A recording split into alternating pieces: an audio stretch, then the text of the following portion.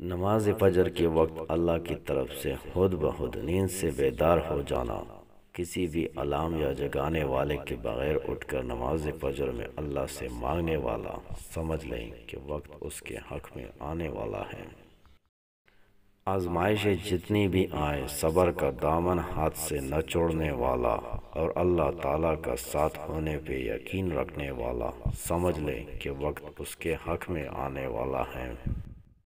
چہرے پہ مسکراہٹ رکھنے والا، کیونکہ مسکراہٹ ہمارے نبی صلی اللہ علیہ وآلہ وسلم کی سنت ہے، اور اللہ کو اپنے محبوب کی سنت پر عمل کرنے والا اس قدر عزیز ہے جس کو بیان میرے الفاظ نہیں کر سکتے۔ سمجھ لیں کہ وقت اس کے حق میں اچھا آنے والا ہے۔ جو دوسروں کی دیے کو دیکھ کر نہ شکوہ کرتا بلکہ خود پہ ہونے والی عطا پہ اللہ کا شکر بجا لانے کا عادی ہو جانے والا، سمجھ لے کہ وقت اس کے حق میں اچھا آنے والا ہے۔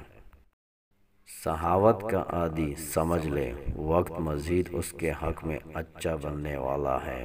وقتی طور پہ تو لگتا ہوگا کہ میرا مال میرے ہی ہاتھ سے دوسرے کے پاس جا رہا ہے، مگر ایسا ہاتھ بھی ہے جو صحیح کو نظر نہیں آتا، جبکہ رزق لے کر اس کی طرف بڑھ رہا ہے۔